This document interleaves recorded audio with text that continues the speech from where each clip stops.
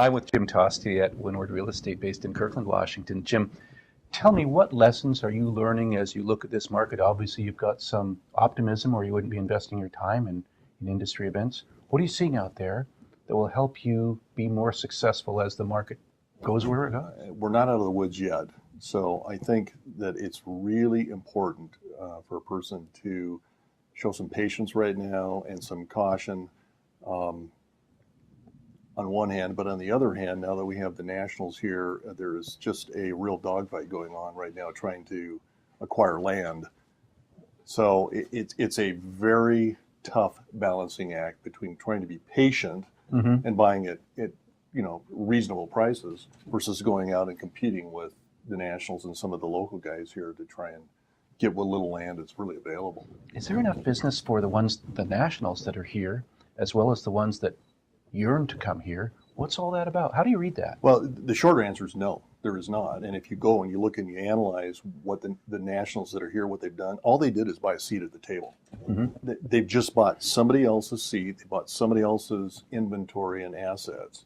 And so the real question is going to be, what are they going to do when they start burning through these assets? Where are they going to go? How are they going to compete with Buckins and Bernsteads and Murray Franklins and the guys that have been here for ages that have unbelievable networks? I don't know how they're going to do it, quite frankly. And so the question that's rattling around the street right now is which Nationals going to default and leave first and win? And because there really isn't that much room, even though Seattle right now is kind of one of the star performers in the United States.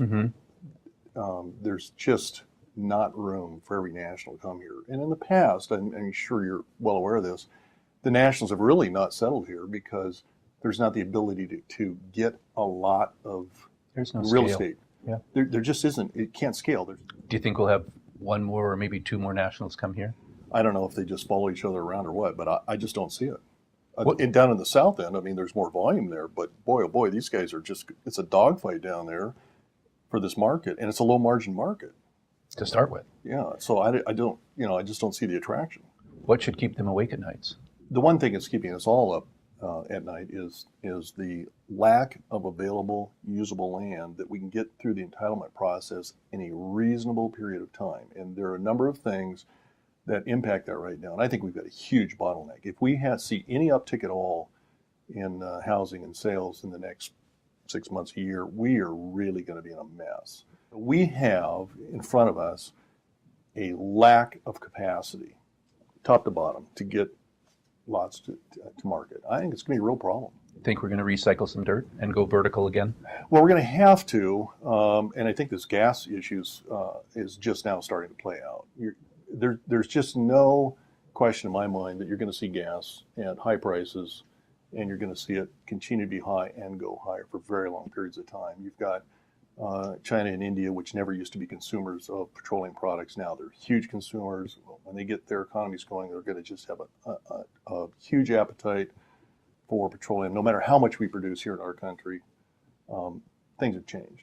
What impact has the Cameron Group had on your business as well as on the overall business in Puget Sound, the home building business? What I like about what Scott and his group have done is they've provided a platform to sell properties that need to have more exposure, not just in a local market, but an exposure, for Tri-County or the four-county area, and they've done very well at that.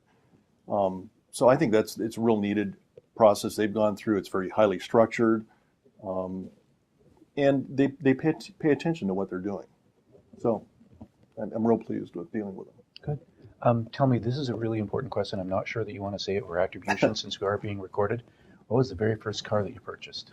Oh, I can tell you, it's a Volvo, 1972.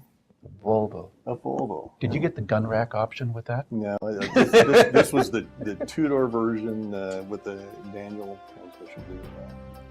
So I showed my conservative roots clear back then. Clearly. Jim, thank you very much for your time. Really appreciate it.